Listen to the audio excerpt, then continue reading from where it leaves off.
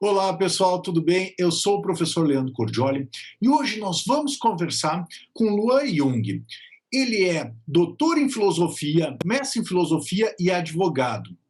O professor Luan vai falar para nós a respeito da hermenêutica e a verdade. Vou passar a palavra para o Conrado Kurtz, a fim de ele dar boas-vindas para o nosso convidado e começar o nosso bate-papo. Bom, boa noite, Luan. Boa noite. Aí, ótimo te ter aí com a gente para conversarmos um pouco sobre hermenêutica, sobre verdade, sobre Hans-Georg Gadamer e outros temas correlatos, né?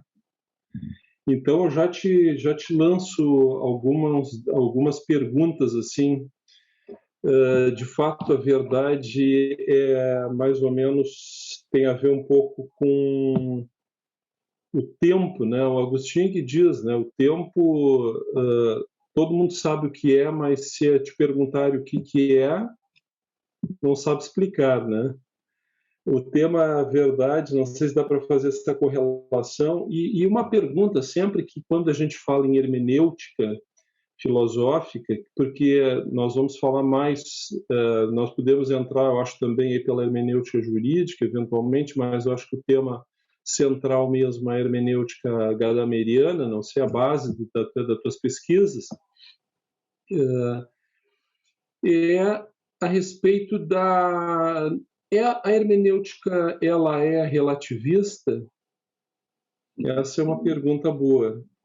E outra pergunta, então, já relacionada, o que afinal é relativismo, né? Acho que isso também é importante a gente debater. E eu acho que agora, daí a gente segue, né, com o teu trabalho, né, Luan, com a tua pesquisa, esse diálogo que tu travaste com vários autores, o que então o que tu tens aí, assim, para nós conversarmos hoje, né, nessa parte das tuas pesquisas. Certo.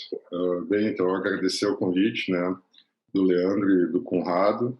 São dois colegas aí com quem eu tenho diálogo já há um tempo, né, e principalmente com o Conrado, no caso, temos conversado de vez em quando um pouco sobre seu Hans-Georg Gadamer e a hermenêutica filosófica e todos os temas pertinentes. Bem, sobre o meu tema de pesquisa de maneira geral, né, que transpassou a minha tese de doutorado, eu trabalho a hermenêutica filosófica como uma alternativa contemporânea a duas correntes, vamos dizer assim, que a gente poderia considerar como predominantes no discurso teórico de maneira geral, né?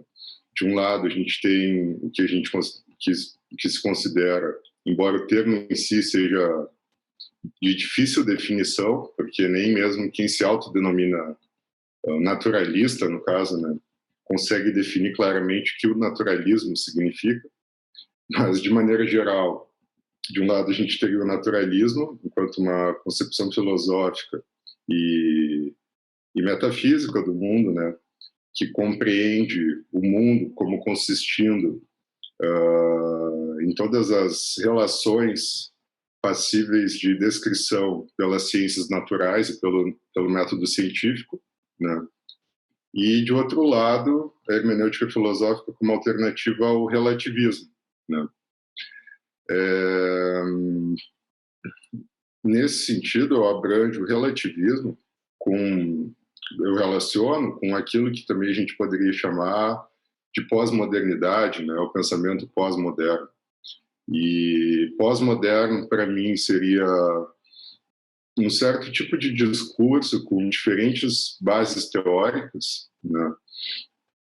Pelo menos ao longo do século XX, mas abrange, por exemplo, no âmbito político, né? De um lado, uma certa corrente de esquerda pós-marxista, né, que pulveriza a compreensão da sociedade relacionando ou enfim, dividindo-a, né, cada vez mais em certos grupos, a partir do qual, né, a reunião se torna inviável, né, quando a gente tem que compreender a sociedade como um todo, é um trabalho que se torna cada vez mais difícil. Mas também, para mim, o pós-modernismo, né, ele toca também, de certa forma, a base daquilo que a gente poderia considerar como a extrema-direita populista, né, contemporânea, né, e todo o discurso negacionista que a gente vê hoje em dia, né, principalmente nessa época em que a gente vive, né, de pandemia, todas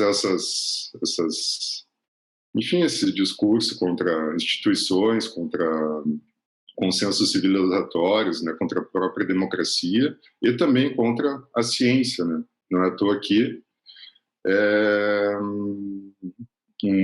uma expressão que se torna cada vez mais comum hoje em dia no discurso político é a narrativa, né?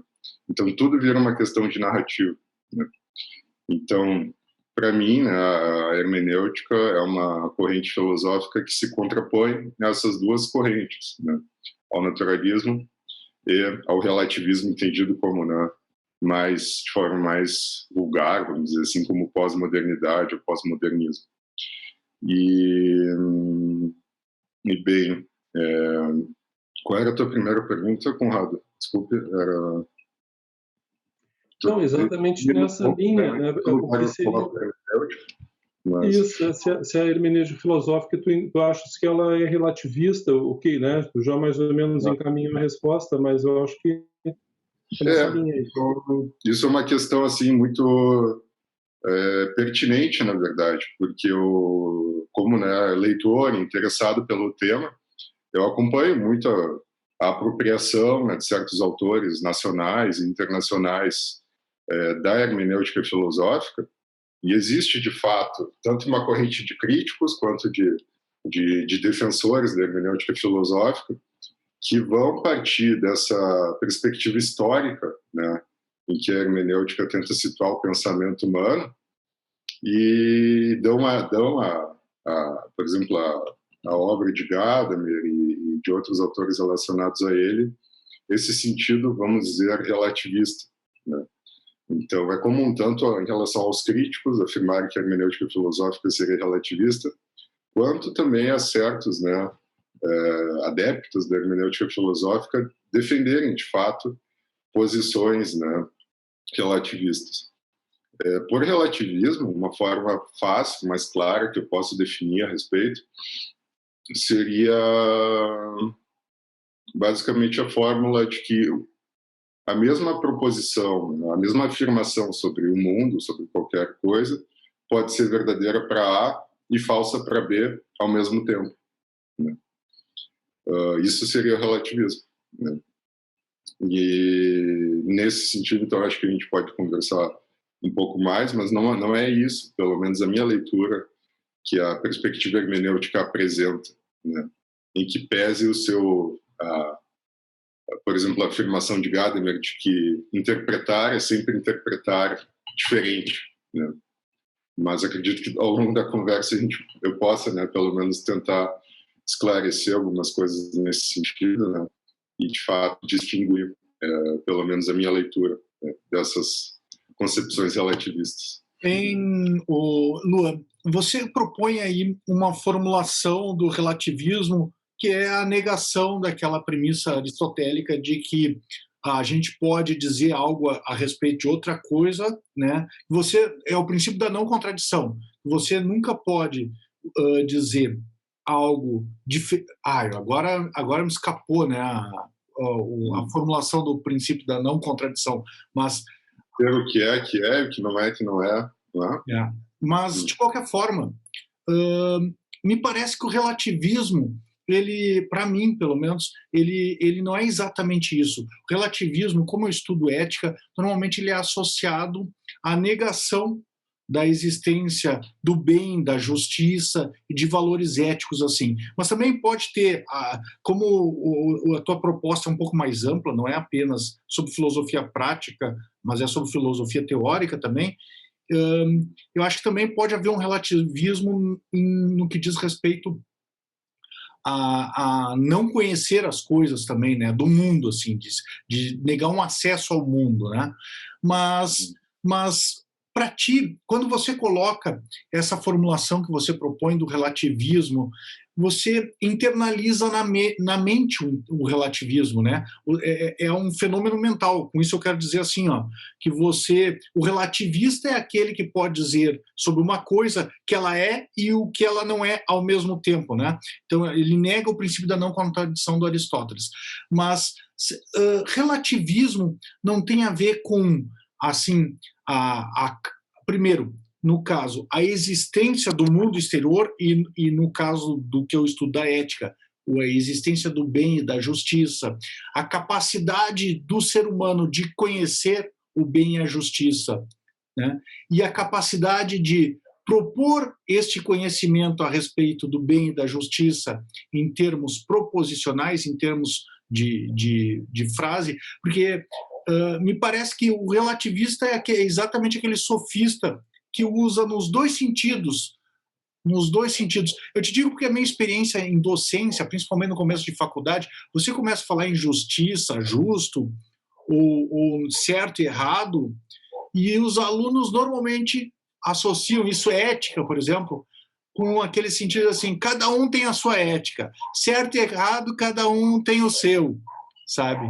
Como é que você enxerga essa comparação que eu faço do relativismo? Você acha que são dois conceitos relativistas? Porque agora mesmo, enquanto eu estou dialogando contigo, eu até acho que eu vi aonde tem o link dos dois. Mas eu acho que o conceito que você propõe é mais mental, assim, né? Porque é que nem a gente discutir assim... podemos discutir, tem aquela questão do Wittgenstein, né? A gente pode ficar discutindo aqui se há ou não há um leão ali do lado de fora da porta, né? Mas na hora que a gente abrir a porta, a gente vai saber. O relativista é aquele que nega que a gente possa conhecer se há ou não há isso aí, né? A minha percepção, pelo menos no que diz respeito ao fenômeno moral e ético e essas questões de justiça e bem humano. Leandro, eu poderia dizer que existe uma diferença, né? Que, claro, no vocabulário cotidiano e mesmo no vocabulário assim acadêmico, essa diferença acaba assim por se dissipar um pouco entre, por exemplo, relativismo e ceticismo, né? Então são coisas que de certa forma estão relacionadas, mas não necessariamente coincidem, não é? Como eu disse, por exemplo, a gente poderia ter uma teoria relativista da verdade e defender que, enfim, a verdade é relativa nesse sentido que eu tinha afirmado, que, né, algo pode ser verdadeiro para A e falso para B simultaneamente, né? Enquanto o ceticismo, por exemplo, existe o ceticismo quanto ao mundo externo, né, de que a gente não tem a capacidade cognitiva, né, o acesso epistemológico ao mundo tal como ele é, né, a realidade externa. Sim que, ou seja, mesmo sendo cético em relação à possibilidade de conhecimento da realidade como tal, isso não quer dizer que eu negue a existência de uma verdade objetiva. Eu estou negando a capacidade de acesso a essa verdade. Então, às vezes, são coisas que, né, diferem entre si, né, mas que, claro, no discurso cotidiano e também assim nos textos assim filosóficos que não vão trabalhar esses conceitos com um pouco mais de atenção, essas diferenças acabam, né, se dissipando um pouco, e às vezes se fala em relativismo como uma certa, como dando a entender, né, o ceticismo e vice-versa, né? Mas acredito que haja sim essa diferença, né? Então, acho que o que tu está querendo dizer, por exemplo, também tem muito, pelo menos assim, desses exemplos, né? Também há muita relação com o ceticismo, né? Então, acredito que seja mais ou menos por aí, assim, sabe? Eu acho que você conseguiu marcar bem, de fato, é uma questão, é uma distinção que é um pouco sutil, mas que você tem razão, que é entre o ceticismo e você deixou bem marcado mesmo. É exatamente esse ponto, né? E como é que você acha a hermenêutica? Ela tem um objeto de verdade ou não tem? Ela é objetiva nesse sentido? Primeiro, ela é cética? Ela é relativista? Já que você fez essa dissociação, como é que você situa a hermenêutica aí? Há um acesso ao mundo e é capaz de conhecer o mundo? Pois é, a gente deveria primeiro definir o que é o mundo, né? Que é um outro problema. O nosso filósofo alemão de Bonn, por exemplo, Marcus Gabriel, tem um livro chamado, né, O Mundo Não Existe, né? Warum es die Welt nicht gibt, né? Por que o mundo não existe, né? Agora, qual é a concepção de mundo que ele está negando? E essa também entra um pouco a minha tese ali, né? Algumas a partir, inclusive, do Marcus Gabriel, a crítica à concepção de mundo naturalista, né? O mundo como algo simplesmente dado, né? Mas, voltando à hermenêutica, o grande problema que se instaura, né, na interpretação da hermenêutica filosófica geralmente se dá a partir do ponto em que autores hermenêuticos defendem que a consciência humana, né, é sempre situada historicamente, nesse sentido é sempre uma consciência histórica, né? Então, de certa forma, aquilo que a gente entende por consciência, ela se desenvolve na medida em que a gente é inserido em um conjunto de práticas de linguagem, de conceitos, né, que a gente vai adquirindo na medida em que a gente vai crescendo e vai sendo inserido em sociedade, né? E essa delimitação histórica, ela não só contribui em um sentido positivo, né, para formar a nossa capacidade reflexiva, né, a nossa consciência, mas ela também, claro, por ser enquanto histórica, né, ela também acaba limitando, né, direcionando os horizontes a partir do qual a gente enxerga o mundo, né? E aí entra o grande problema, porque alguns autores críticos ou alguns autores que se valem desse tipo de pensamento para defender alguma forma de ceticismo, por exemplo, vão dizer que a nossa consciência, né, a formação do nosso pensamento, ela é sempre situada historicamente. Então a gente está sempre alinhado a certos valores, a certos preconceitos, né, ou prejuízos, que vão sempre guiar a nossa visão de mundo e dos quais a gente não pode se afastar, entende? Então alguém que nasceu na Grécia Antiga, por exemplo, concebia o mundo de uma forma que é totalmente diferente da forma como nós, no século XX, século XXI, concebemos, né? De maneira que essas concepções históricas de mundo, elas acabam sendo, na expressão do Thomas Kuhn, por exemplo, incomensuráveis, né? E essa é uma interpretação muito forte, né? Muito forte no sentido assim, de que é muito disseminada, né, em diversas, não só nas correntes hermenêuticas, vamos dizer assim, mas é contra ela que eu me coloco, né, como crítico, né, porque eu acredito que a hermenêutica filosófica, principalmente, né, do Gadamer, ela consegue lidar com isso, e na verdade uma das grandes objetos de crítica do principal livro do Gadamer, que é Verdade e Método, é aquilo que ele vai chamar, né, aquilo que a gente conhece por escola histórica, né, em outras palavras, o tal do historicismo, que é essa concepção, no final das contas, de que cada momento histórico detém, né, uma certa concepção de mundo, né, e essa concepção de mundo ela é intransponível, né? Mas eu acredito que a hermenêutica filosófica não seja refém disso que a gente pode chamar de historicismo, né? Agora, eu posso desenvolver um pouco porque eu acho isso, né? Mas não sei se respondo a tua pergunta, posso desenvolver mais, o que vocês acham? Eu só fazer um comentário, que na verdade, eu acho que o Luan colocou bem, assim, que a hermenêutica filosófica tem tem alguns conceitos assim centrais, né? Um deles é essa em alemão se diz, vê que a vacina que eu tomei, né? É a Wirkungsgeschichte Bewusstsein, né? É a consciência histórica efetual. Essa é a tradução assim mais consagrada para a língua portuguesa, né? E eu acho que é exatamente isso que o Lô está colocando, né? Na verdade, existe... por isso que uma das coisas filosóficas exatamente é o resgate da tradição, né?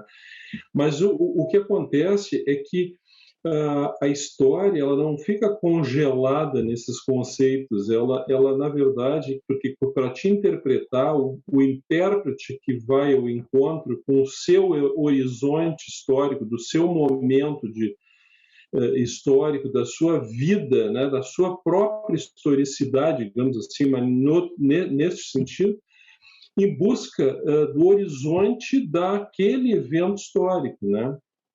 Então, esse encontro, essa Horizontverschmelzung, chama em alemão, né? essa fusão de horizontes é que traz essa questão da interpretação e tudo isso dentro dentro da linguagem. Essa é uma das grandes questões assim da hermenêutica filosófica, né? Eu não sei, aí vamos conversar sobre isso. E eu acho que isso é muito importante, assim, né? Até aí eu me lembrei agora daquele autor, né, do Ferraris, né, que sai de uma palestra, eu acho que não sei, do próprio Gadamer, e vê o Vesúvio e diz: mas então o Vesúvio não está ali, o mundo é só linguagem. É que não é isso, né?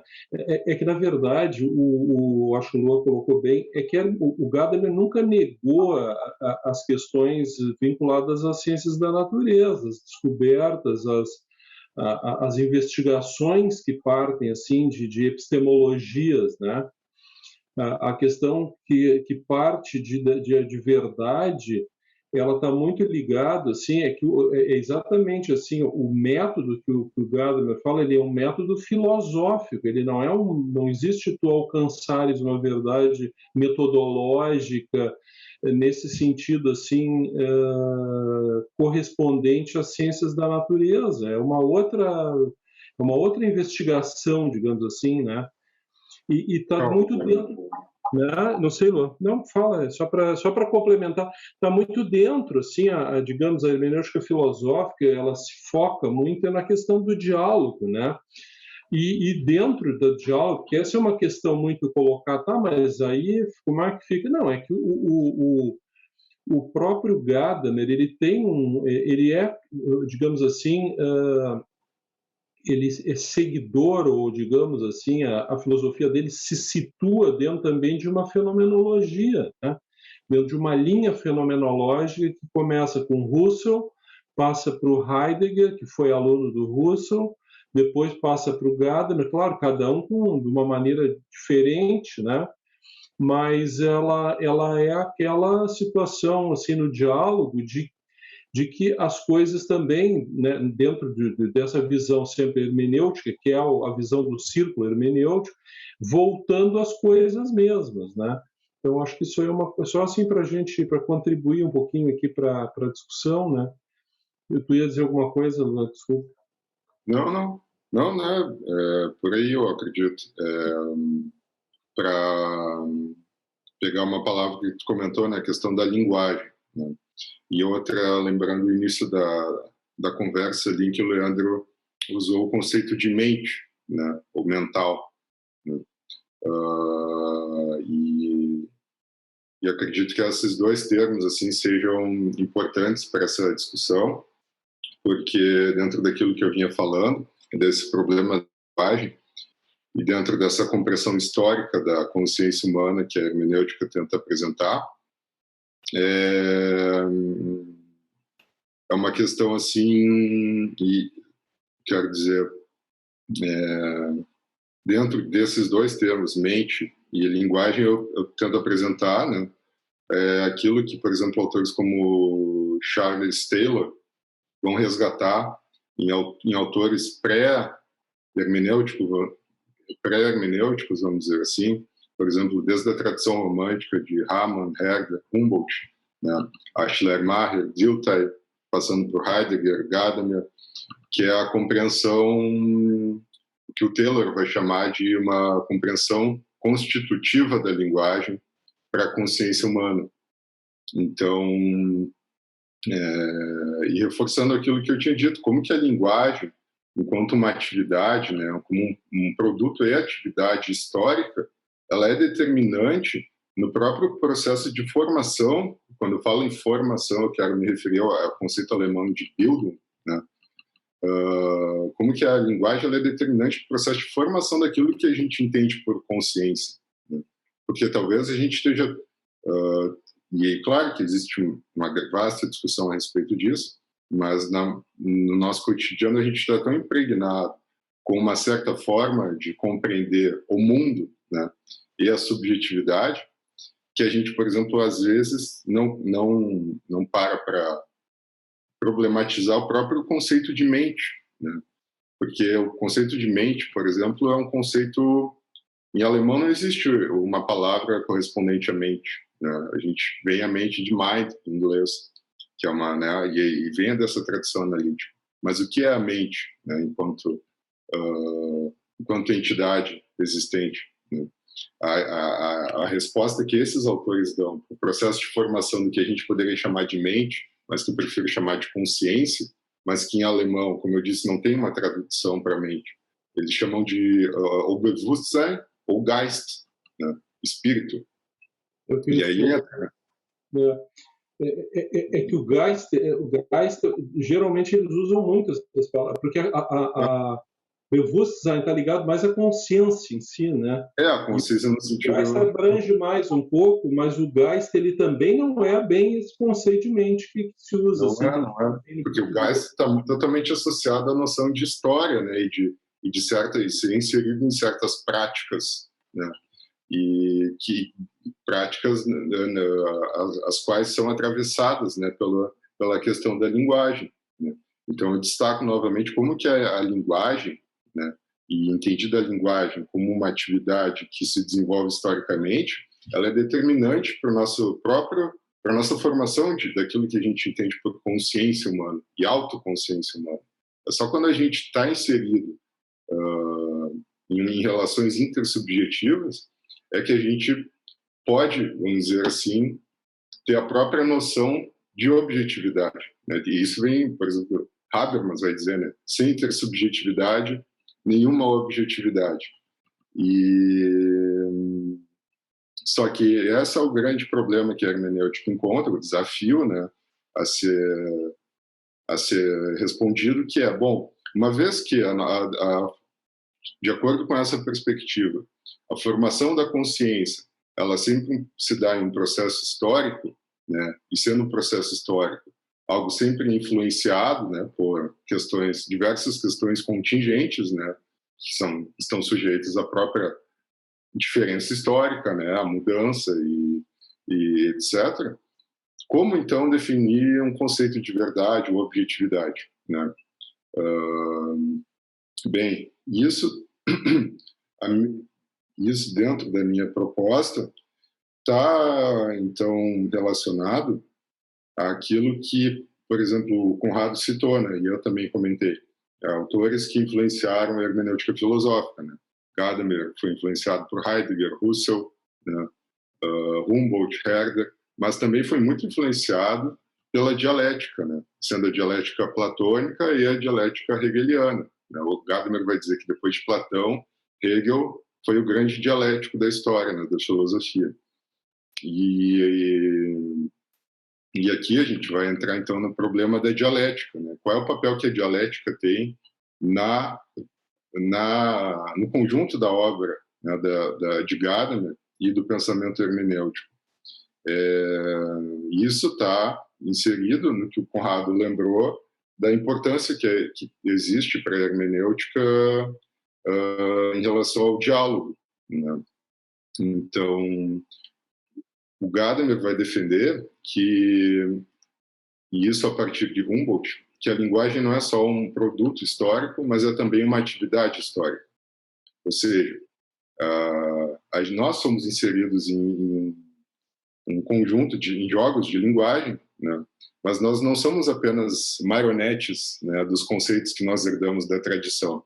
Nós também somos sujeitos ativos, e na medida em que a gente aplica em cada situação concreta da vida os conceitos que nos são passados, né, pela história, pela tradição em que a gente é criado, a gente também modifica esses conceitos.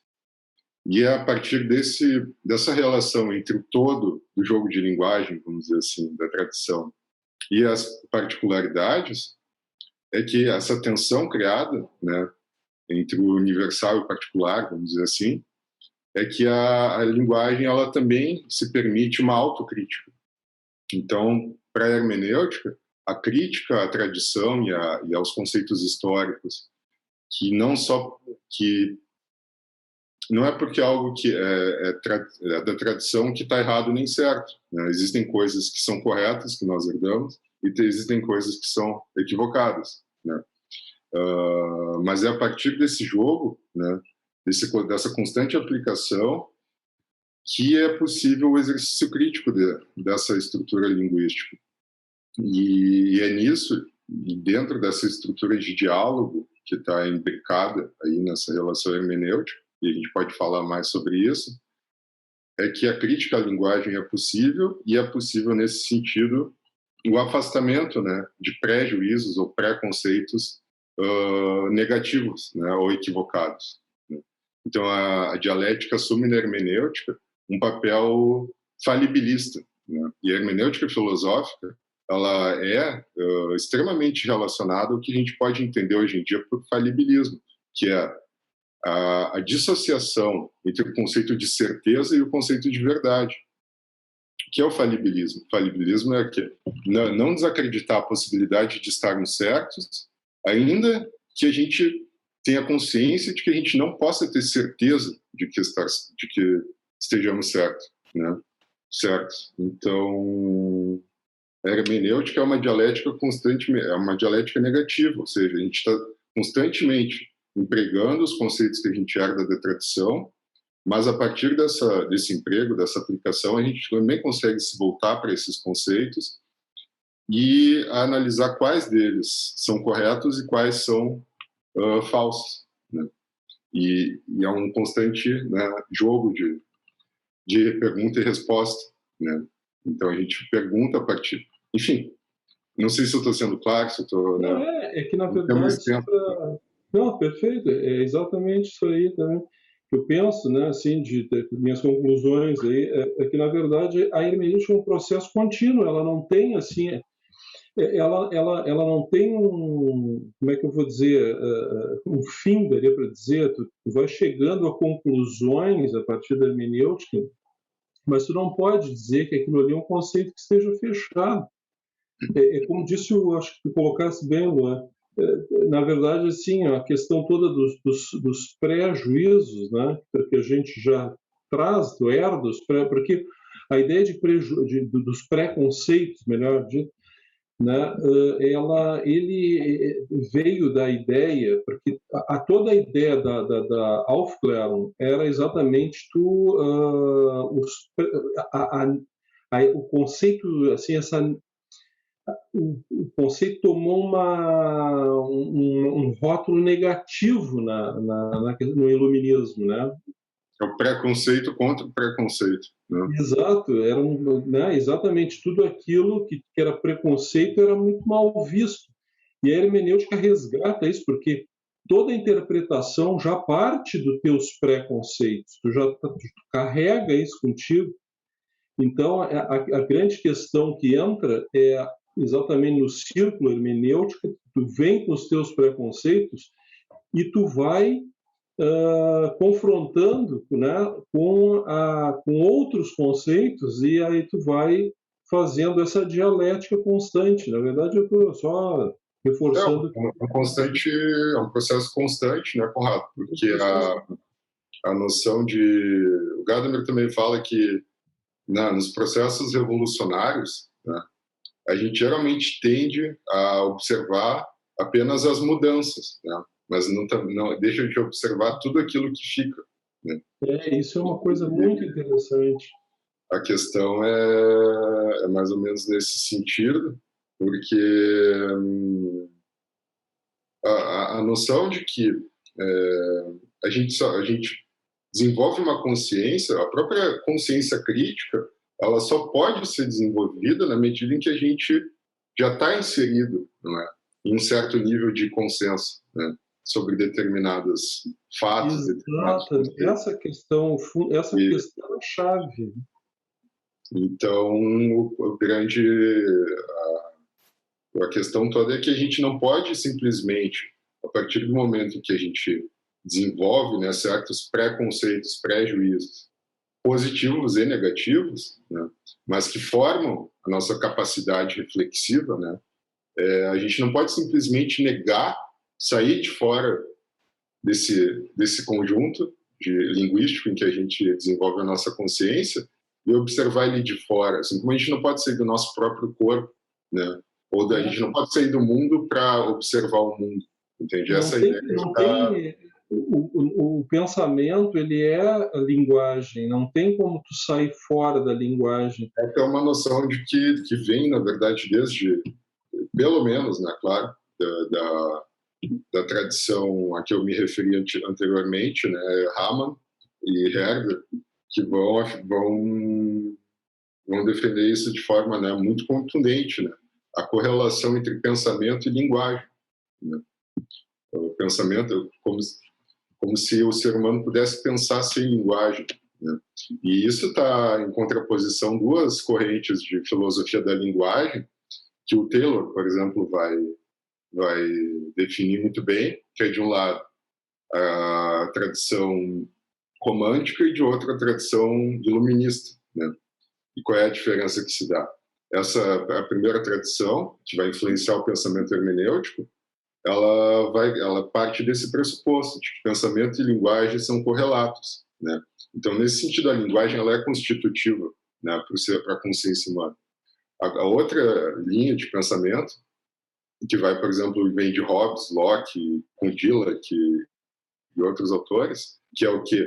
Existe o pensamento, ou a mente, né, enquanto uma entidade, enfim, abstrata, né, e existe a linguagem. A linguagem é o meio termo que permite a penetração da consciência humana, ou da mente, ao mundo, né? A linguagem é uma ferramenta, um instrumento, né? É o que faz a amálgama. Pois eu não conheço. Não, eu digo, faz a linguagem. Ela faz as duas coisas se unem, né? É isso que tu está dizendo. Né? É um instrumento neutro, né? De uma ferramenta mas que nesse sentido a mente, né, seria algo independente, né, da forma como a gente se comunica, né, como a gente diz as coisas do mundo, né? E isso vai apresentar consequências assim muito importantes, né, para a própria filosofia da linguagem e epistemologia, né, contemporâneas, né? Mas, Conrado, a gente estava conversando, isso já vem desde a Grécia Antiga, né, do logos, que a gente estava falando, porque logos é tanto a palavra para razão quanto para a palavra mesmo, porque a ideia é exatamente buscar o conhecimento proposicional mesmo, esse que se pode comunicar assim entre as pessoas, né? Então, o Aristóteles associava, inclusive, a capacidade de perceber o bem e o mal e o justo e o injusto, que eu te li lá no começo da política, né? Então, é por isso que o ser humano, isso é próprio do ser humano, é da natureza do ser humano, para o Aristóteles, por isso que o ser humano é capaz de viver em comunidade política, diferente dos demais animais que são gregários, né? Mas eu ia te perguntar, será que... eu vi que tu apresentou várias escolas, mas para ti, a mente, ela você associou muito a mente à linguagem, mas não tem parte da mente que ultrapassa a linguagem? Eu digo, eu concordo contigo que tanto o conhecimento científico, o conhecimento filosófico, né? Este é um conhecimento proposicional. Se a gente pode ter um conhecimento científico, por exemplo, sobre ética ou sobre o mundo natural, digamos assim, né, sobre o mundo prático ou sobre o mundo natural, esse é um problema filosófico. Eu acredito que sim. E isso quer dizer que eu vou conseguir formular proposições a respeito do mundo na minha mente e comunicar para vocês, né? Por exemplo, que proteger a vida de um inocente é uma coisa boa. Essa é uma proposição ética que eu estou fazendo. E eu acho que ela é verdadeira. Tá? Eu posso tentar defender para vocês que ela é verdadeira. Mas, ao mesmo tempo, e me parece que quem deu esse pulo, inclusive, foi o Freud, tem parte da mente que ela não está na consciência, né? E que ela não é proposicional. Tá? O ser humano ele é razão, mas também é emoções, sentimentos, e claro, a gente não... Emoções e sentimentos não são conhecimento científico, mas também são partes da experiência humana. Eu não sei se você conseguiu me pegar, né? Então, Entendi. acho que a mente ultrapassa a razão. É só isso que eu estou, né? Eu acho que o que eu achei interessante, não, desculpa, não só para, eu acho que eu entendi, assim, porque nós já conversamos sobre isso, né? É que na verdade, sim, ó, eu acho que entra aí uma outra questão, porque a visão que a hermenêutica filosófica ela tem, por exemplo, assim, ó, esse termo veio, a primeira vez, ele veio com o Husserl, que é o Lebenswelt. Então, é o mundo vivido, né? Digamos assim. Então, na verdade, a hermenêutica trabalha com esse nível digamos assim, que tu não tens acesso, né? E trabalha, esse seria uma dimensão que o próprio Heidegger coloca, que seria a dimensão hermenêutica, que trabalha com essas questões que a gente não tem acesso, mas que elas também, digamos assim, elas têm atuação, né? E o pensamento mesmo, esse pensamento que a gente chama no nível apofântico, né? Então, cada vez que tu te conscientiza de alguma coisa, tu já passa do nível hermenêutico para o apofântico. Então, o que eu quero dizer com isso é que a estruturação filosófica, digamos assim, é diferente, por exemplo, dessas que eu acho que tu estás colocando, né? Não sei se na verdade, sim, o que eu deixo claro é que eu acredito e defendi isso na minha tese, né, a partir dessa perspectiva que eu trabalho. Como eu havia dito, para mim, né, e inclusive andei tendo conversas, por exemplo, com o professor Eduardo Luft, né, que concorda com isso, que o conceito de mente é um pseudo-conceito, né? O que a gente quer dizer exatamente quando a gente trabalha a questão da mente? O que é a mente, né?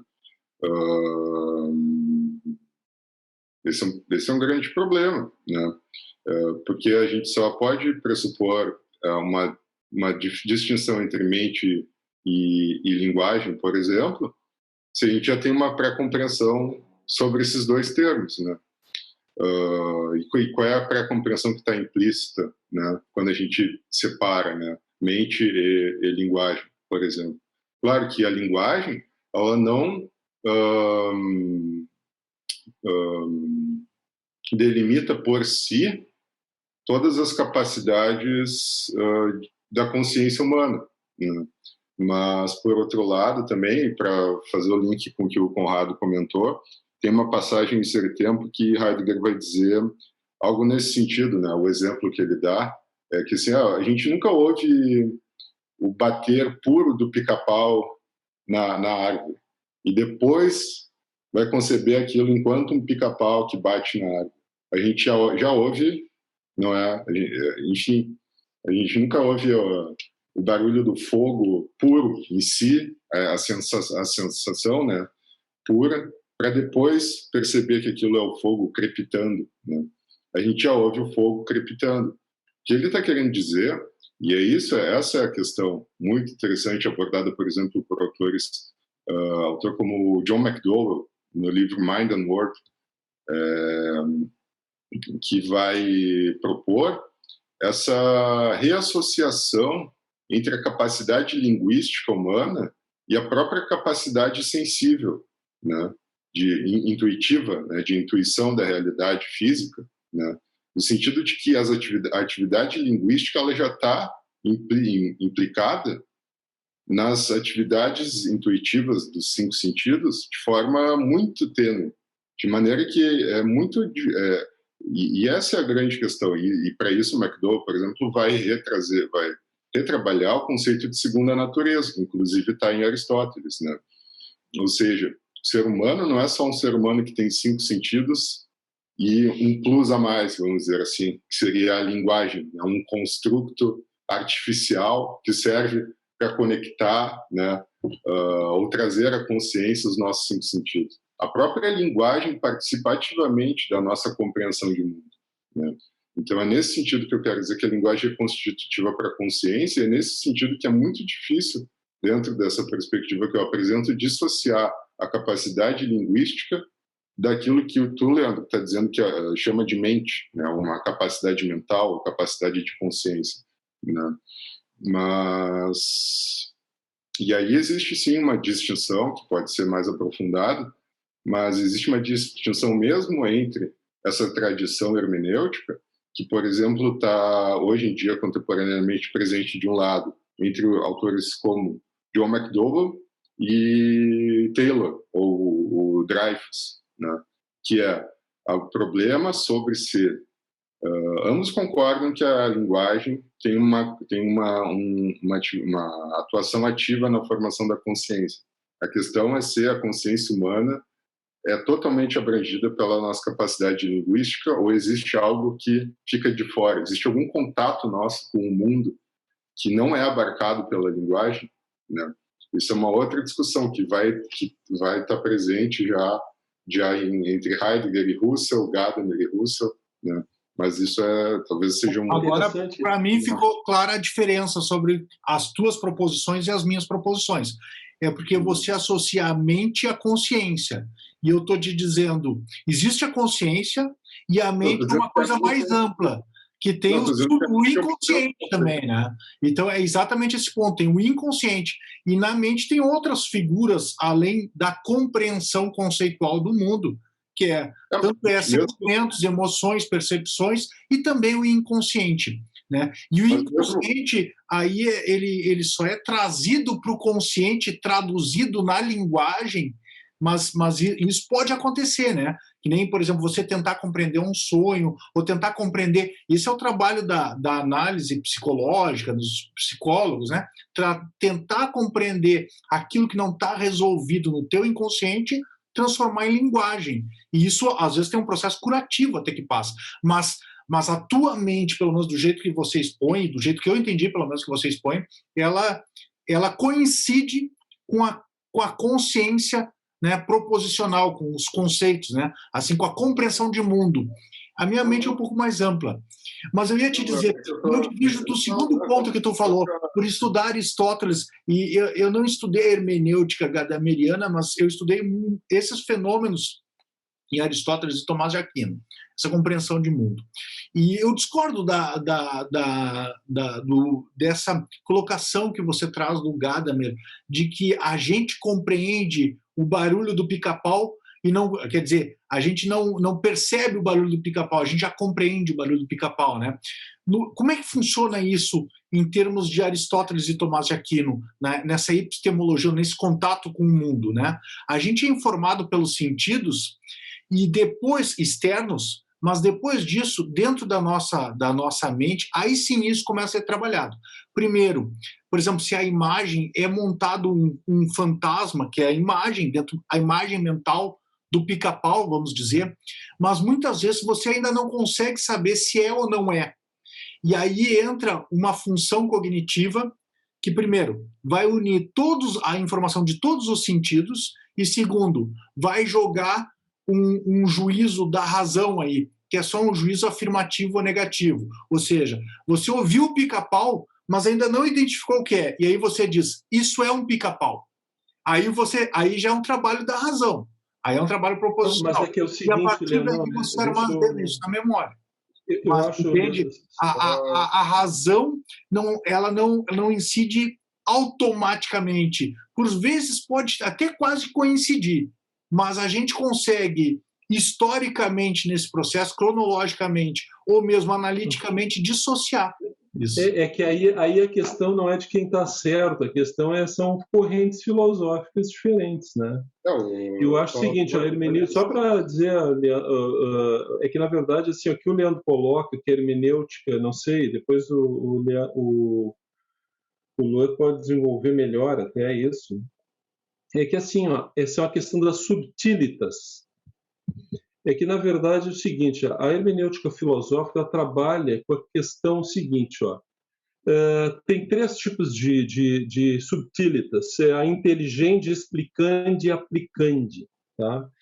Então, na hermenêutica filosófica, quando tu compreendes alguma coisa, tu já estás interpretando. Não existe esse espaço de tu primeiro compreender aquilo, primeiro tu percebes, tu reflete e compreende. Isso não se dá nesses 3 momentos. Isso, ao tu ver aquilo ali, tu já compreende. Essa que é a manifestação que o Heidegger diz. Tu não tem esses momentos na tua mente. Isso aí é uma fantasia, como é que eu vou dizer, apenas uma, né? Uma ficção, né? Uma ficção. Porque quando tu olhas alguma coisa... Então, achar que a relação com o mundo é de compreensão sempre direta, né?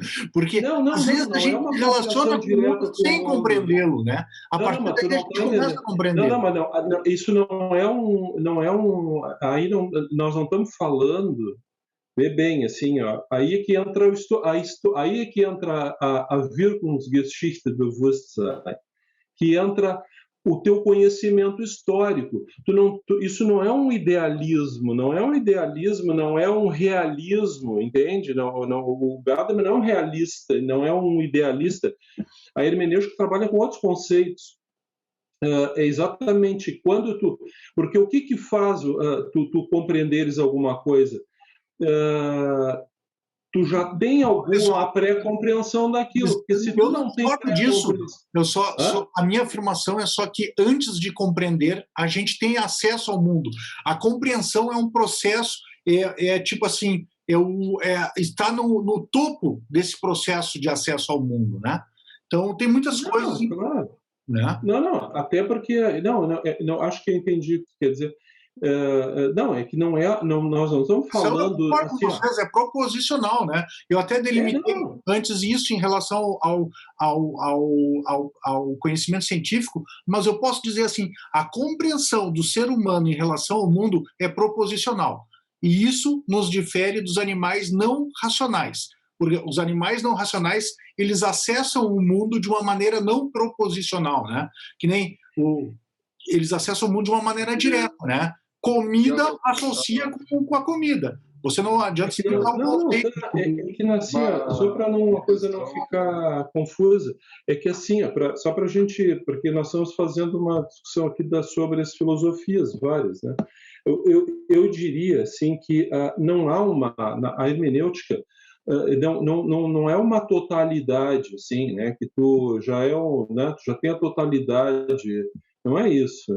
Né? Que evidentemente que existe uma percepção, isso aí não está em questão. A questão toda é o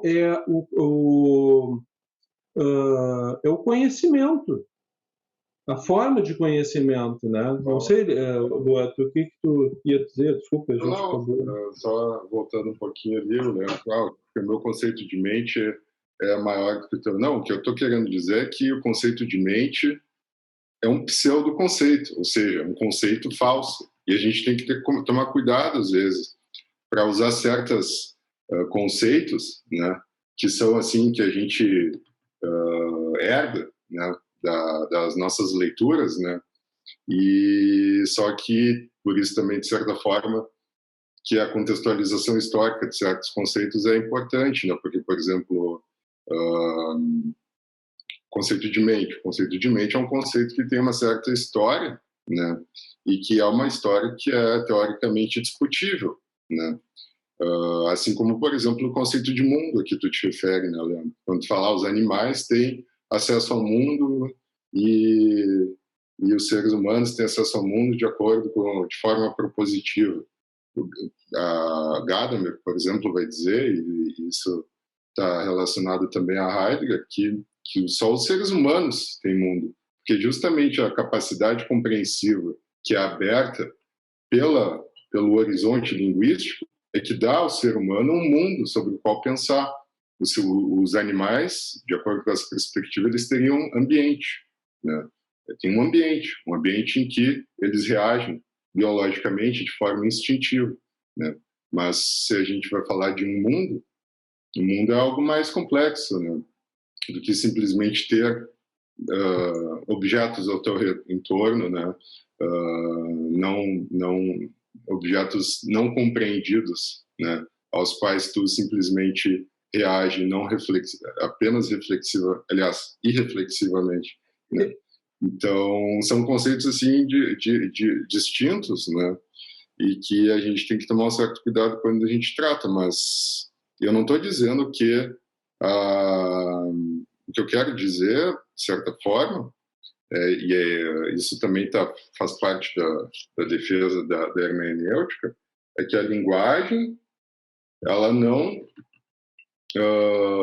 certamente não restringe, né, o mundo, né, se a gente puder defender ainda, se a gente defende a ideia de mundo, um conceito de mundo, que a gente pode problematizar também, mas se a gente entende o mundo como a totalidade, a grande totalidade de todas as coisas, ele certamente não é restrito à linguagem, né? E aí também está relacionado a uma interpretação muito equivocada que se faz de Gadamer, quando Gadamer fala que ser que pode ser compreendido é a linguagem.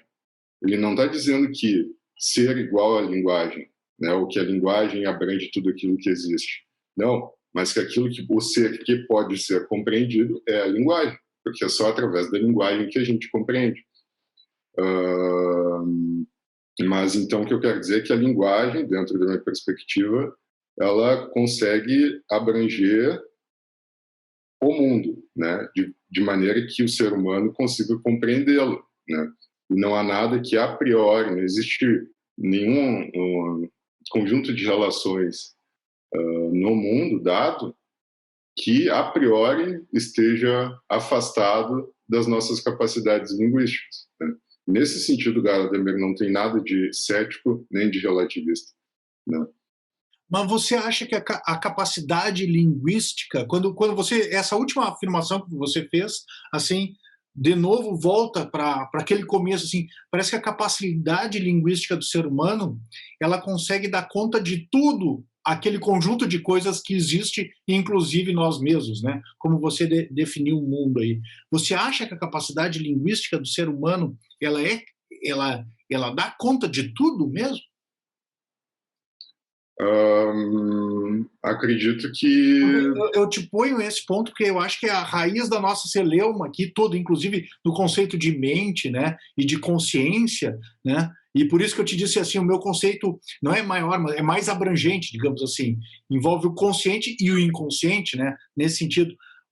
Será que parece que você limita, e eu até entendo que nos horizontes hermenêuticos, ou seja, nos horizontes da compreensão do mundo, isso seja assim, mas na experiência humana isso parece que ultrapassa, né? Então... Não estou dizendo que a experiência da consciência se resume à linguagem. O que eu estou dizendo é que a linguagem, naquilo que é quase um jargão hermenêutico, a linguagem é uma abertura ao mundo, mas não que a linguagem se reduza, que o mundo se reduza à linguagem, nem que a experiência da consciência humana seja reduzida à linguagem, mas a própria compreensão dessa consciência, ela se dá através da linguagem. E a gente pode, por exemplo, embora não seja a minha área de atuação nem de pesquisa, mas acredito que as teorias mais contemporâneas de psicanálise que estudam o inconsciente vão trabalhar a compreensão do inconsciente humano a partir de uma perspectiva interpretativa. Não é à toa, né, que a gente tem a interpretação dos sonhos, porque o significado enfim, dos objetos do inconsciente só podem se revelar, só podem ser abertos através da linguagem. Qual outro meio a gente pode ter, senão a linguagem? Aí, de novo, né? Aí é a questão da objetividade. Eu não discordo de ti nesse ponto. Eu acho que os significados que se revelam para a compreensão do ser humano, que é conceitual, e essa relação do mundo, a relação do ser humano com o mundo, ela se dá através da linguagem. Então, até colocando assim, né, talvez de outra forma, só que eu acho que tem parte que escapa da linguagem. É só isso. É que assim, ó, eu acho que a conversa está girando no seguinte sentido. A hermenêutica solipsista, ela não nega um mundo exterior. Começa por aí. Então, assim, ela seria um solipsismo se fosse só uma linguagem de uma pessoa. Então, não é essa a questão, né? Ela não trabalha com essa ideia. Né? Ela não é um solipsismo, não é uma coisa fechada em si mesma. Senão, ela estaria negando o mundo exterior, né? Eu não sei se é bem esse o ponto. O ponto que eu vejo é mais assim, que a gente vai compreender o inconsciente através da linguagem, e a linguagem que revela, sim, mas isso não muda o fato de que existe o inconsciente não em linguagem, né? A terapia e a compreensão disso se dá através da linguagem, mas existe algo que ultrapassa a linguagem, e a gente só quando volta a linguagem para ele consegue compreender, mas se a gente não se voltar para ele através da linguagem, ele não deixa de existir, né? Não sei se consigo pegar. Está dizendo que uma pedra na rua não é linguagem. Uma pedra é um ente dotado de características físicas, minerais, e agora a abertura a essa pedra, ela se dá através da linguagem. É só isso que eu estou querendo dizer. Assim como a abertura às diferentes dimensões da existência se dá através da linguagem. É isso que eu quero dizer. Não, eu compreendi, e eu vou te dizer que a divergência, que talvez eu não tenha conseguido ainda me fazer compreender, mas a nossa divergência se dá em que, e talvez seja assim mesmo, é que vocês da hermenêutica limitam talvez o que existe, aquilo que a gente pode compreender, e isso se dá através da linguagem, né? Ou pelo menos o objeto de vocês é a compreensão, e isso se dá através da linguagem. E aí, tipo assim, escapa algumas coisas quando a gente vai falar. Claro, inclusive falar sobre as coisas, a gente fala através da linguagem, eu não nego isso, né? Mas isso não muda o fato de que temos sentimentos, emoções e vários outros movimentos interiores da nossa alma, inclusive o subconsciente, que ainda não foi revestido de linguagem, né? As emoções não são linguagem, mas a gente pode expressá-las através da linguagem depois. Mas isso envolve uma reflexão e jogar a nossa ração sobre isso aí para transformar em linguagem. Só deixa eu complementar, porque, assim, duas coisas. Primeiro, aquilo que tu falou, aquilo que existe estaria limitado pelo aquilo que pode ser compreendido. O que eu defendo é que não existem boas razões teóricas a priori para defender a posição de que existem coisas cujo pensamento não pode compreender, entende? Porque dizer isso é dizer que existe um conjunto de relações no universo ou no mundo, que abrange o universo, mas não se resume ao universo, um conjunto de relações a respeito das quais a gente não poderia afirmar nada de verdadeiro nem de falso a seu respeito, entende? E eu acredito que esse tipo de relação não existe. Acredito que todos os tipos de relações que se dão no mundo se dão de tal forma que é possível dizer algo que seja verdadeiro ou falso a seu respeito. Agora... Nessa tua afirmação, o problema é não dizer algo, mas você deveria dizer tudo a respeito, né? De verdadeiro ou falso a respeito. E aí eu acho que dizer tudo você não conseguiria. É uma questão assim sobre... Certamente eu não conseguiria dizer tudo, mas talvez nenhum de nós, provavelmente, né? E eu diria até certamente, né? Nossa. Isso é uma questão contingente. Eu acho que não é uma questão assim de uma totalidade. Eu acho que essa totalidade que o Leandro quer procurar não tem. É que o que acontece é que as coisas, por exemplo, nesse nível que a gente não tem acesso, se tu não, elas não estão no nosso conhecimento. Exatamente, nós estamos falando em conhecimento. A hermenêutica trabalha com o conhecimento, com a interpretação. Então, se ela não está no teu horizonte, ela não existe para ti. Se tu, por exemplo, num tratamento, aquilo ali, digamos assim, tu vai trazer isso para um nível consciente, tu tem que trazer isso vai se formar, já está embrionariamente, porque se não está sequer em forma de que possa se transformar em linguagem, não existe.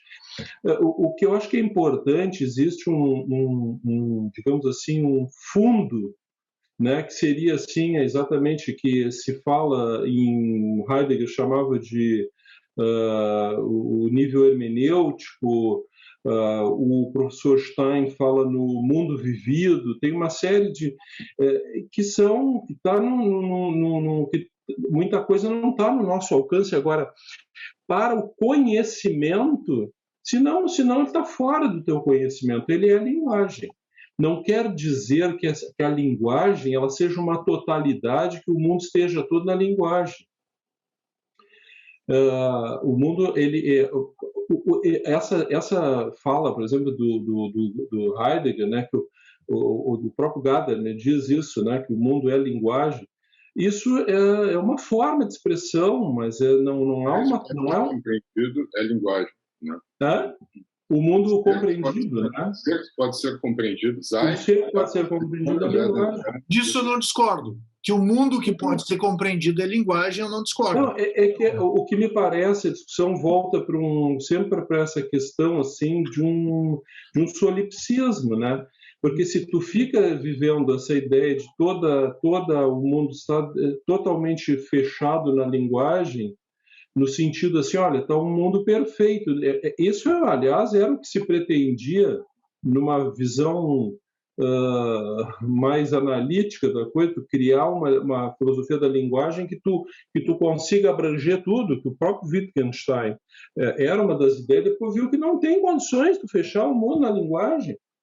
Mas não é essa a ideia. Voltado aí para a questão, por exemplo, a Hegel, né, e a lógica de Hegel, que é uma tentativa sistemática, né, de tentar deduzir todas as categorias lógicas do mundo, né, de forma abstrata, né, e a priori, né. E, de certa forma, que Hegel tenta fazer isso, compreender o mundo e a realidade através da lógica, através do pensamento, né, e da linguagem, né, constituindo, né, um sistema fechado. O que o Gadamer faz é abrir essa tentativa de sistema, deixando que a historicidade, né, e a possibilidade de nós estarmos certos e também estarmos errados, ou seja, a contingência, penetrar, né, na consciência humana, e aí que está a relação, de um lado, com a dialética, com a hermenêutica e a dialética, né, uma vez que a hermenêutica não nega o problema central da dialética, né, enquanto diálogo, mas também da hermenêutica com aquilo que eu falei sobre falibilismo, né? Mas aí eu acho que assim, eu estou começando a compreender melhor agora as tuas posições e acho que as posições da hermenêutica. E aí eu queria ver como para mim fecha com o que vocês estão falando, tá? Mas eu queria lançar um outro desafio também, uma provocação mesmo, né? Para botar uma pimenta na conversa. Então, o Santo Agostinho, ele também tem uma breve teoria da hermenêutica que eu falei lá para o Conrado ali, né? Nas confissões dele, né? Então ele fala, ele está fazendo uma interpretação. E ele coloca duas proposições. Ele diz assim, olha, muitos falaram a respeito disso aqui antes de mim. Cada um falou alguma coisa diferente. E ainda assim, eu vou tentar falar o melhor possível aqui sobre isso aqui, a coisa mais verdadeira, tá? Sobre isso aqui. Contudo, eu sei que pode vir outra pessoa depois, porque eu sou limitado pelas minhas circunstâncias e pelas minhas capacidades. E amanhã ou depois pode vir outro que é capaz de falar algo a mais e mais verdadeiro que eu. Então, o que ele coloca, não é que ele esteja falando alguma coisa falsa, mas ele não consegue abranger com a razão dele, com as palavras dele, tudo que é verdadeiro a respeito daquilo. Assim como os que antecederam ele antes, também não. E ele está propondo a interpretação dele a respeito daquilo, que tem pretensão de ser verdadeira, ele acredita que seja verdadeira. Tá? Como é que você vê isso em termos de horizontes hermenêuticos gadamerianos? Essa é uma questão, né? Justamente são duas posições que geralmente as pessoas tendem a ver como antagônicas entre si, mas que não são complementares, que é, de um lado, a crença de que a minha interpretação seja verdadeira, e de outro lado, a consciência de que eu tenho minhas limitações, enfim, intelectuais, minhas limitações históricas, minhas limitações de horizonte, de lugar de fala e tudo mais, entende?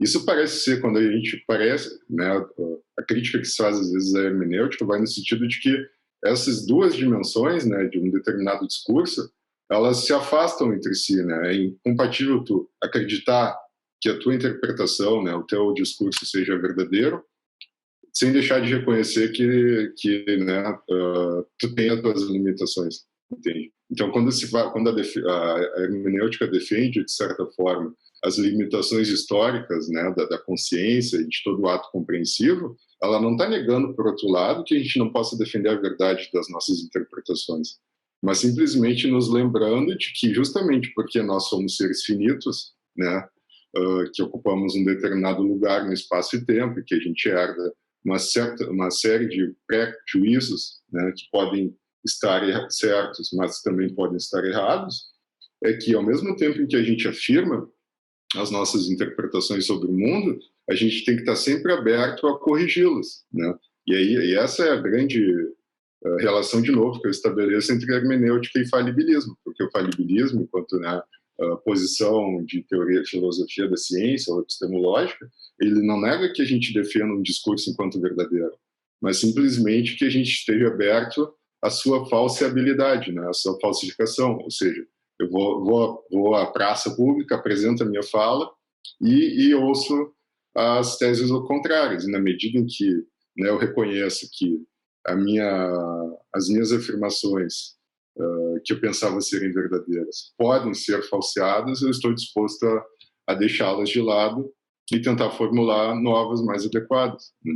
Então, eu acho que essa questão aí que o Leandro trouxe e o do Agostinho, e o Leandro, tu também disseste aí, eu acho que é exatamente o ponto, digamos assim, característico da consciência da história efetual, né? Porque é evidente, assim, por exemplo, hoje nós temos uma compreensão, sei lá, do universo, sei, aleatoriamente aqui pensando, sei lá, da Lua, por exemplo, né? Ou, sei lá, de outras coisas. Daqui a 50 anos, alguém dessas mesmas coisas vai ter uma outra... Por quê? Porque a história, eu acho que isso é uma coisa interessante, né?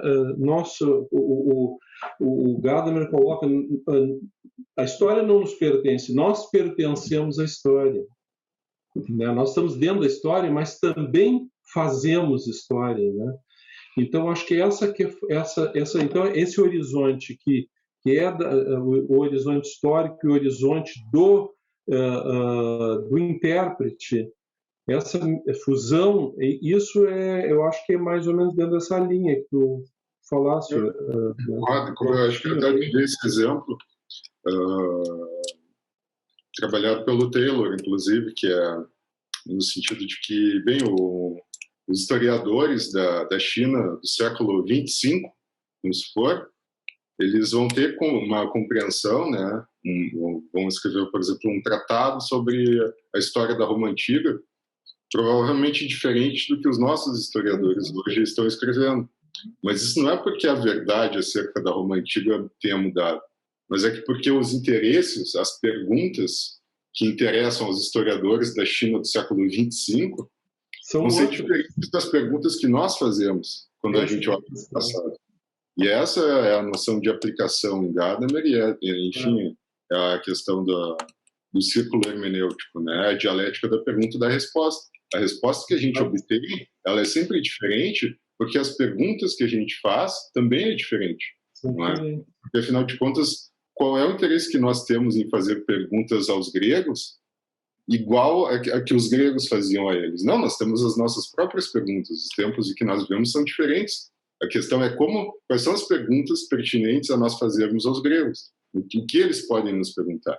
E não, entende, nos transportarmos e tentarmos viver a Grécia Antiga. É que havia uma... Isso era a ideia da hermenêutica romântica do Schleiermacher, que tu te transportava para, digamos assim, para dentro do indivíduo, né? do intérprete, né? Tu saías de ti, voltava para dentro daquele fato, digamos, e tu, dentro da cabeça, tu ia tentar entender como o autor da obra, melhor assim, até é mais perfeito. Tu tá dentro dentro da cabeça, o cara que pintou o quadro, mas isso não tem como, não tem como tu voltar. Isso nos leva a, por exemplo, discussões de hermenêutica mais concretas, né? Que também tocam a própria hermenêutica jurídica, né? A gente vai voltar, por exemplo, à discussão sobre a intenção, assim como o Schleiermacher, né? É um grande defensor, um dos brocários dele, dos slogans, vamos dizer assim, era compreender o autor melhor do que ele mesmo se compreende, né? Esse objetivo hermenêutico. Agora, isso em contraposição, por exemplo, à teoria de Gadamer, que vai defender que compreender é sempre aplicar, dentro desse sentido que eu vinha falando. A gente sempre compreende um texto a partir do nosso contexto, mas não porque o sentido do texto mude, mas porque a gente vai fazer perguntas a esse texto que a gente interpreta que são pertinentes a nós. Isso é natural e não tem nada de errado. Agora, se pega essas duas posições, a gente vai voltar à dicotomia dentro do direito, que é o quê? A intenção do legislador, por exemplo, versus uma compreensão de interpretação como aplicação, né, ao caso concreto, entende? E isso vai se desdobrar uma série de questões filosóficas que tem a ver um pouco daquilo que a gente estava falando entre a separação ou reunião da mente e da linguagem, né? Porque se eu entendo que existe uma mente independente do caráter linguístico, simbólico dessa que a abrange, né? Eu acabo por reconhecer que existe uma intencionalidade do autor que foge à própria capacidade de compreensão do seu texto, né? Então, o texto não exprime diretamente aquilo que era a intenção do autor. Então, para entender corretamente, eu não só tenho que analisar o texto, mas também tenho que ir para uma análise psicológica, que o Schleiermacher vai defender, né? E daí a gente no direito vai falar de intenção do legislador, né? Enquanto que, por exemplo, se a gente parte de uma compreensão de que a consciência e a linguagem, de certa forma, acabam por se associar, a gente vai tentar fazer uma interpretação literária, uma interpretação jurídica, mais atrelada ao significado que aquele texto, por si, traz a gente, né? Então, essas distinções, assim, elas vão se acumulando, né, e reverberando, assim, em várias discussões, inclusive no âmbito do direito. Isso que você colocou de hermenêutica é extremamente interessante, né? Também tenho algumas questões para te colocar a respeito disso aí. Mas antes eu queria dar um passo atrás só no que tu falou, e você descreveu, né, esse processo de evolução em direção... Eu estou usando uma linguagem que talvez não feche, né, com Gadamer, mas de evolução em direção à verdade, aí, esse círculo, né, entre vai na praça pública, faz uma afirmação e depois responde e readequa a partir dos contra-argumentos e, né, revisa aquilo que você colocou, mas isso é muito platônico e muito socrático, né? Isso é direto, né? Aliás, é exatamente esse o ponto dos diálogos platônicos que acabam em aporia, que não tem uma resposta assim definitiva, é isso, mas ao mesmo tempo a gente viu muito, né, a respeito do que uma citação. É que o Gadamer tinha uma questão que ele dizia o seguinte, ó, que um dos grandes débitos que se tinha para com o Sócrates platônico era exatamente essa questão da pergunta, né? De que perguntar é muito mais difícil do que responder, porque a pergunta ela é fundamental, seja no ambiente, mesmo na filosofia, mesmo nas ciências da natureza, a pergunta correta induz porque aí que vem aquela expressão que eu acho que o próprio Gadamer refere isso, uma pergunta bem feita, ela já vem com a metade da resposta, né? Perguntar é muito difícil. A pergunta ela já tem meio terreno da discussão já, né? Exato. Ela já demarca o âmbito do que vai ser. Exatamente, ela demarca o âmbito da discussão. Né?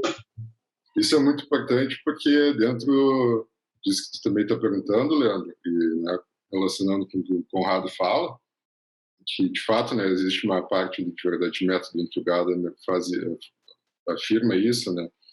E isso está muito relacionado com a própria noção de pré-juízos, né? Se a gente transferir essa linguagem de pré-conceitos, né, pré-juízos, para essa questão, esse enfoque, né, da pergunta e da resposta, isso está relacionado, por exemplo, ao processo que se chama de círculo hermenêutico no ato interpretativo, né? Falando de maneira bem concreta, né?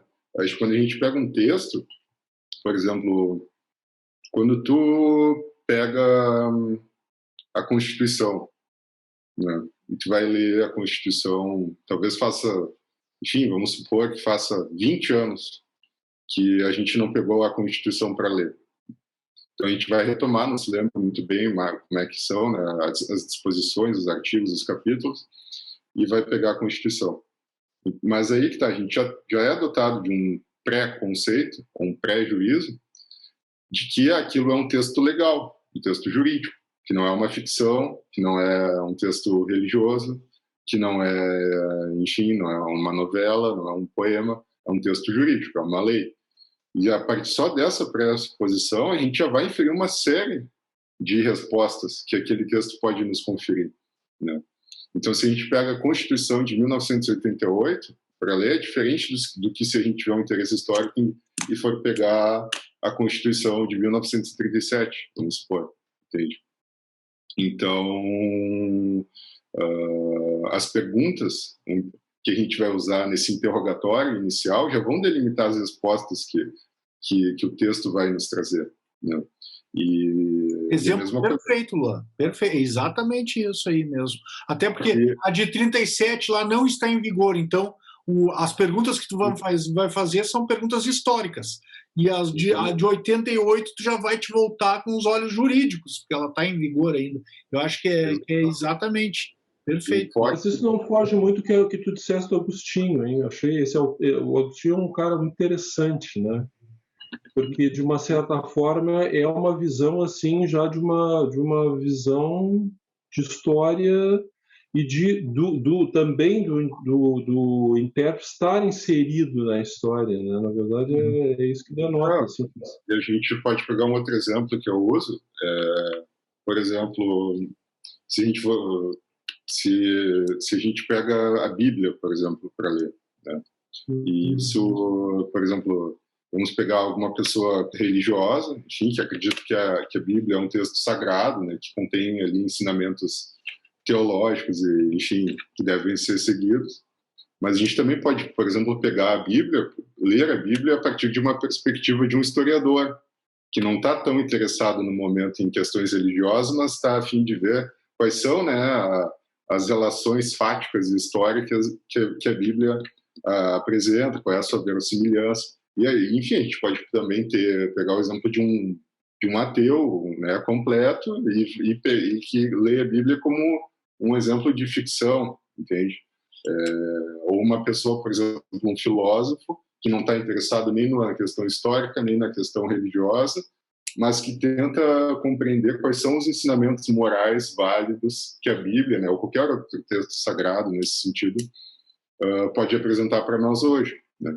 Então, dependendo do enfoque que tu vai pegar, que tu pega um texto e começa a lê-lo, as respostas que tu vai obter dele são diferentes. Mas isso não quer dizer que a resposta de um historiador, a resposta de um filósofo moral e a resposta de alguém religioso sejam conflitantes, entrem em conflito. Não, elas são simplesmente respostas paralelas, entende? Ou talvez até mesmo complementares, né?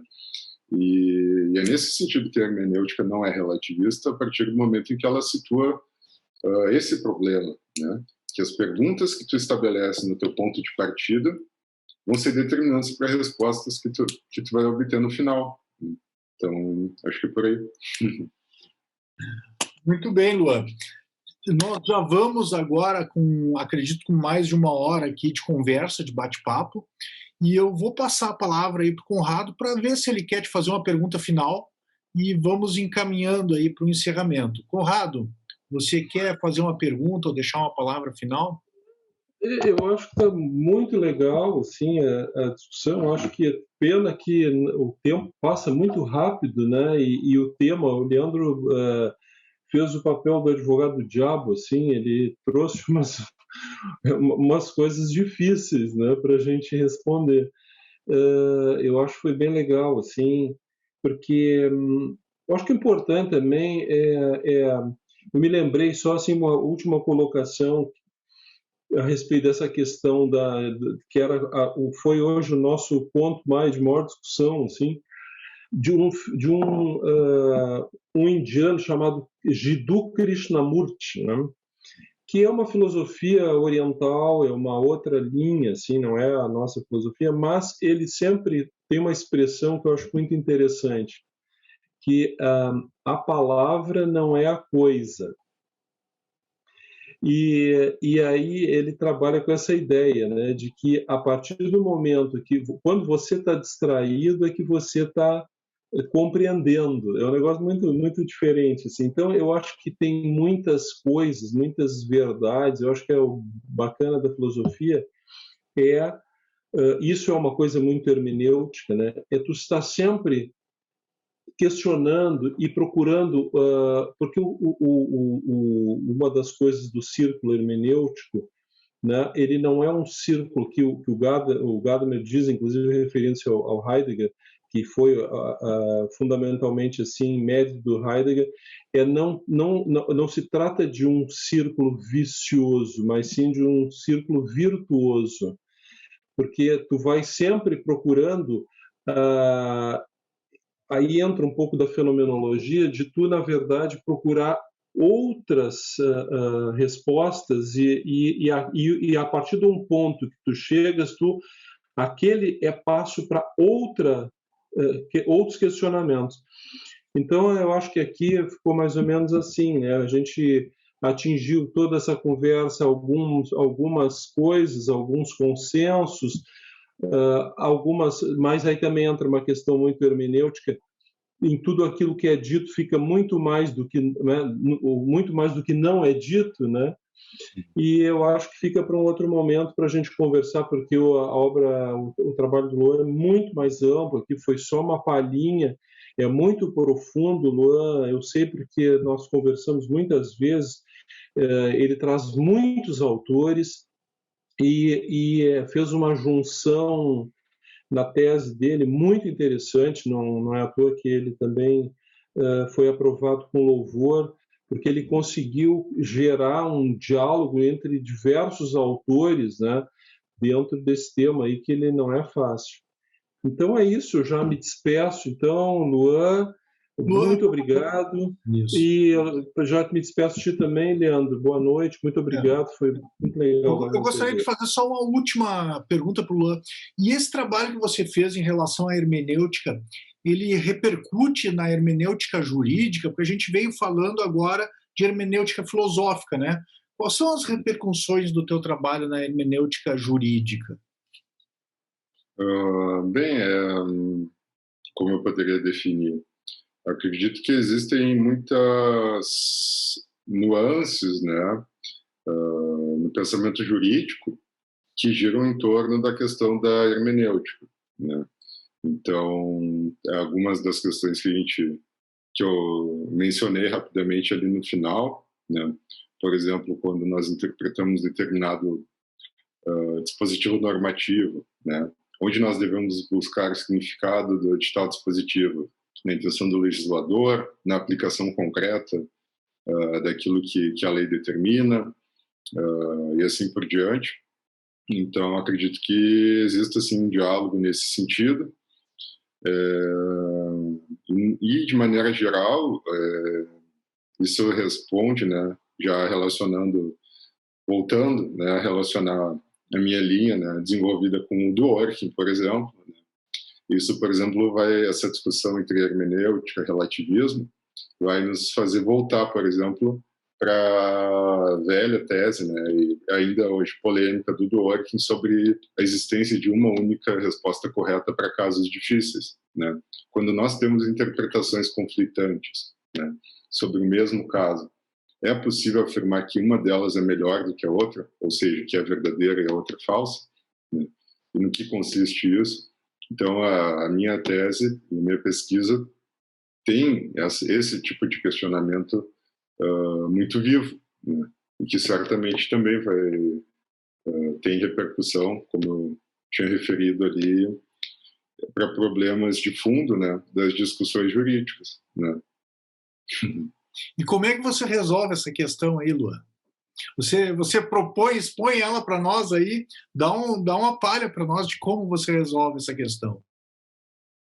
Sobre se existem ou não interpretações melhores do que outras? Bem, a minha tese basicamente é de que ainda que não haja um método demonstrativo tal qual existem nas ciências empíricas, né, sobre qual resposta é correta e qual resposta não é correta, existem argumentos melhores e argumentos piores, né?